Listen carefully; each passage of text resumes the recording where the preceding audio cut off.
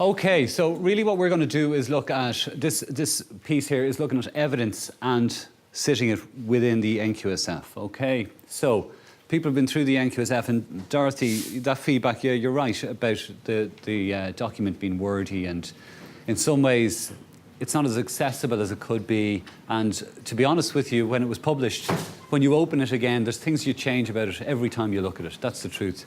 But just to say on that, we are actually, through the VC Youth Officers, going to request that VC Youth Officers would consult with youth service providers and youth organisations and put together an options document. And the options document will be how to improve the NQSF, the product and the process, okay? So we've said from the start it's a live and a critical, or it's a live and I suppose dynamic document, and that means that it's not just going to be left there, that whatever feedback needs to inform it the whole time. And I've often said this about the NQSF, you might disagree with me, but I think in many ways the NQSF and the process, the way it's been designed and developed, it's by no means perfect. It's quite imperfect in so many different ways. But in many ways it models youth work. And by that I mean it starts where the organisation's at. It's not about competition or league tables around youth services. Okay? It's around development, it's around critical reflection, it's around action, it's around progression. With the ultimate aim of improving service provision for young people, okay? Which we're all about, okay? So, looking at the rationale for the NQSF as it is in the document, one is to provide a support and development tool to organisations and projects. Two, to establish standards in the practice and provision of youth work. And I've said this in the past, and excuse the soundbite, but I think it's useful. The idea, and the question you always get about in the NQSF is the accusation, one size fits all. That's not what the NQSF is about or was ever meant to be about, okay? So the soundbite we use on this is the NQSF is about standardising practice, not homogenising it. We don't want everything the same, okay? We want to respect the diversity in theme, the respect to diversity of organisations, of service provision that's out there. But we want people, through their provision, to actually meet this standard. Okay, so that's what we're trying to do with it. And we think it's broad enough to kind of accommodate all that level of provision that's there. The third point, to provide an enhanced evidence base for youth work. And you'll see this again, another tactical inclusion in this document. We weren't saying to provide an evidence base for youth work. We're saying to provide an enhanced evidence base for youth work.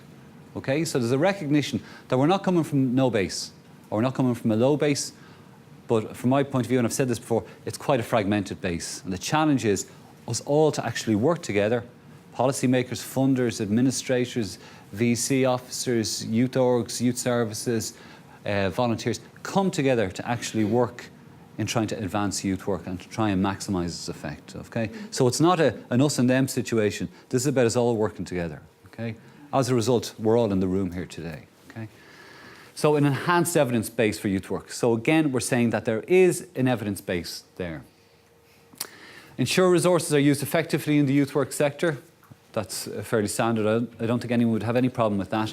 And then finally, to provide a basis for the whole organisational assessment. Okay, so quality can be an industry. We all know ourselves. And quality standards can be an industry.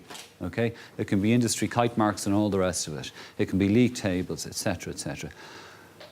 That's meaningless unless quality is actually incorporated in provision and internalised in practice, okay?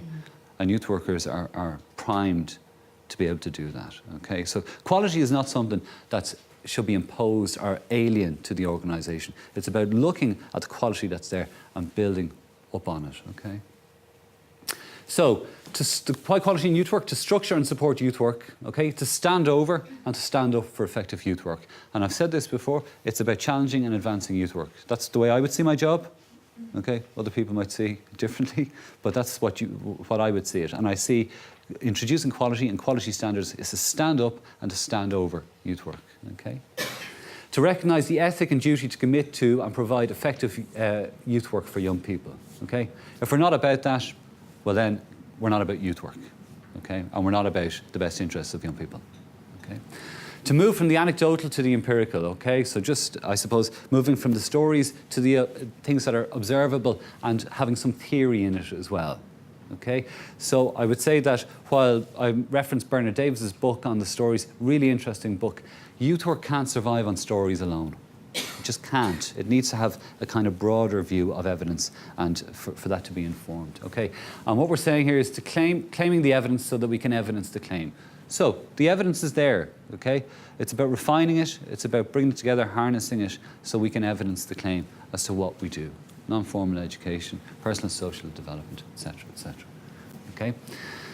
To provide a structured framework for youth work providers to articulate and assess practice through a common language. Okay?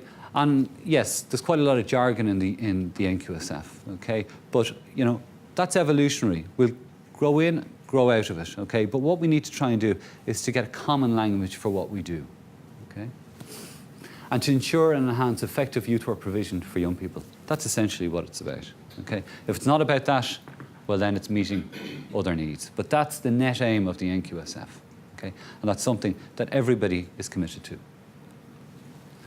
So, evidence in youth work. I spoke about this before, about the concept of evidence and you know, you're needing it if you're accused. Okay, we're not approaching it from that. So, the point of departure in the third slide here, or the third point here, is the point of departure is that there is inherent value in the process and product of effective youth work. Okay? There's value in it. Okay? So the challenge is to support, structure and substantiate this. So to evidence the claims through claiming the evidence. I think I said that already, but it's so good I had to say it twice. Okay, so to support, to structure and substantiate this. Okay, that's important. So if we look at the evidential sources used in the NQSF, and apologies for this because this should be, font should be different. Now this is taken from something that John had put together before we met. Okay, and he was talking about a kind of triangulation of evidence. One being consultation, one being policy, one being practice, and another being research. So when I looked at this, I looked at the NQSF and I said, okay, well, how does the NQSF kind of fit with that? And actually, quite well, because in the NQSF, we have interviews with stakeholders, we have consultation, the implementation teams are there. It's a process that you're dialoguing through. In policy, we have the documentary evidence. I'll say a bit more about that because there's a bit too much emphasis on that. In practice, we have observations on practice, okay? And that's key. This is the first time that youth work, I've said this before, but I think it's really significant. It's the first time that actually youth work has been opened up, okay? The people are actually going in to observe what youth work is. And there's been no fallout from that. And I think the fact that youth work hasn't had that opportunity to show what it can do has actually led to its arrested development. Okay, because people are operating on an assumption or a hunch. You know, well, they do this or they do that or they work with this. But to actually see youth work in situ and to see youth programs being delivered, actually people coming in a structured way is really important, okay, because there's learning for everyone in that, okay. So I think that's the start of something really interesting that will inform the process. And then the middle triangle here is research. Now, and what we're saying here is the research needs to inform the relevant areas. And I said at the first part when I was doing John's slide, the research is a piece that we need to work on. Okay, so it sits quite well. Okay, if you look at other standard systems around the world, a lot of them are kind of quantitative tallies. Okay. We got 6 for this because we had policies in sexual health. We got 7 for this because we won 5 residentials. That's not what we wanted in the NQSF. We wanted a continuum. We wanted developmental. We wanted people to engage in it and continually develop, interrogate, assess, reflect and progress. Okay. So in the NQSF, the assessment piece, which you know yourself, the external assessment and the self-assessment are 2 sides of one coin. Okay. Now, there could be tension in that, and there can be tension in that, but that's the way it is, okay? It's based on self-assessment, but validated by external assessment. And I think it's working much better than we thought it would. There were all kinds of fears that it would cause huge problems. It hasn't caused huge problems. There's a maturity out there with all people, and they're actually engaging in this, you know, in a proactive way, okay? So, self-assessment, as I said, is a foundation stone, and the external assessment functions exist to enhance the self-assessment process. So, the NQSF offers a number of snapshots taken over time, and the snapshots being the meetings, the implementation team, the continuous improvement plan, the progress reports, the triangulation of the documentary evidence, interviews with stakeholders, and the obs on practice. Okay, so they're snapshots. They're kind of different pictures taken at different times to show the progress of the organisation. Okay, so it's not static. Okay. So the three primary evidential sources, they're a documentary review. Okay, I'm not going to go into this, but what we're asking is, are they clearly in place and effectively employed? Okay, the documentary review, this is something we anticipated from the start. In all standard systems, what happens is people produce a lot of stuff for them, a lot of portfolios and a lot of pages and references and policies and position papers. Okay, we were aware of this from the start. Okay, and you know, you could get a gifted graduate in to actually and give them 6 months and employ them, and they could produce a suite of documents for you. Fine. Okay, but we need to ensure that the documentary evidence, that less fixation is placed on the documentary evidence. Okay, because it tends to kind of draw so much attention, and we need to kind of put it in its place a bit. Okay, and we need to look at the use of what's been produced in the documentary evidence. Okay, so as many people say, you can talk a good game. You can talk a good game through documentary evidence, and we need to bear that in mind. It's the other bits we need to kind of give parity of esteem to. Okay. Focus group interviews with stakeholders.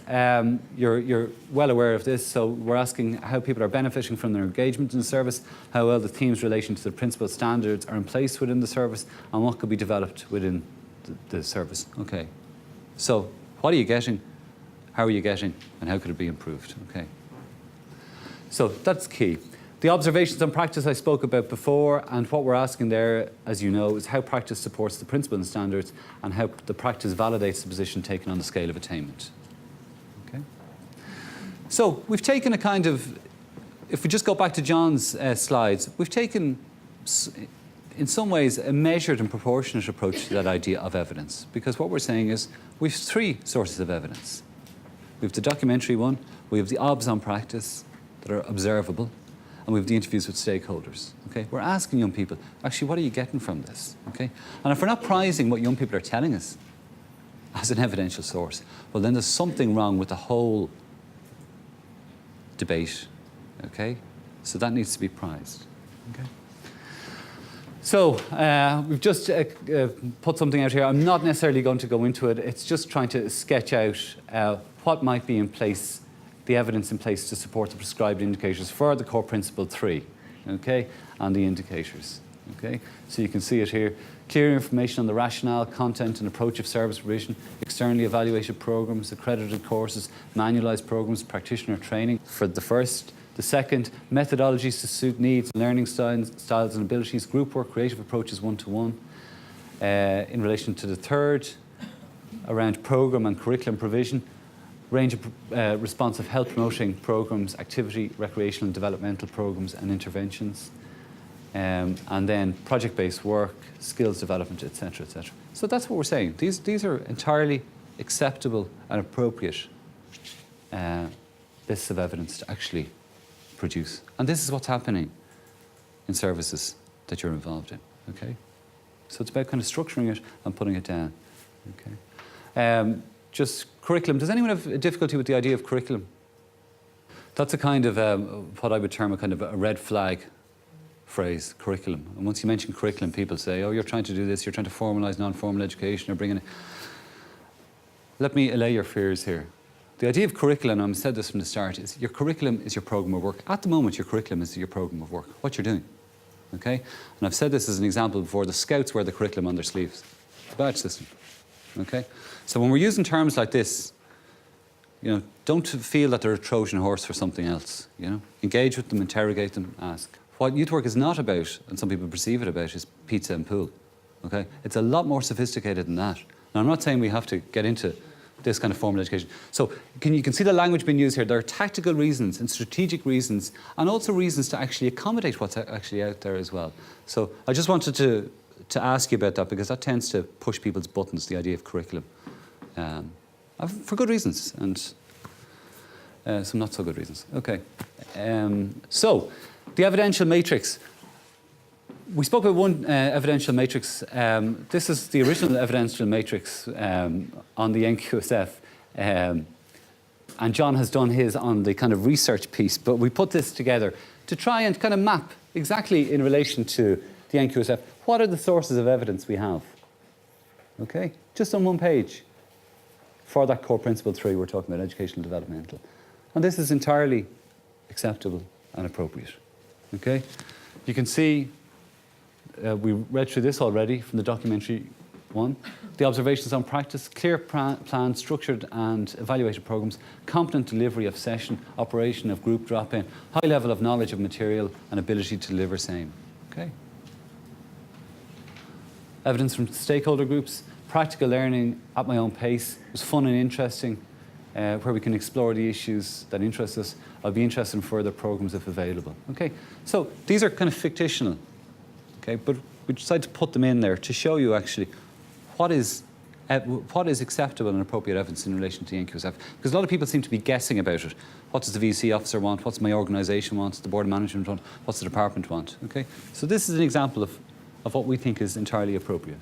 Okay, so in presenting evidence in the NQSF, and this is something about presenting evidence in the NQSF, but also in the department reports, the progress reports that you feed back at the end of the year around your objectives, etc., etc.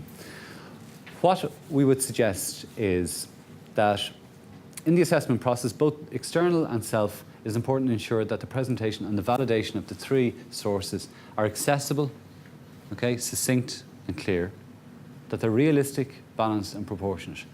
Okay, no showboating. Do what you can do what you say you're going to do and do it.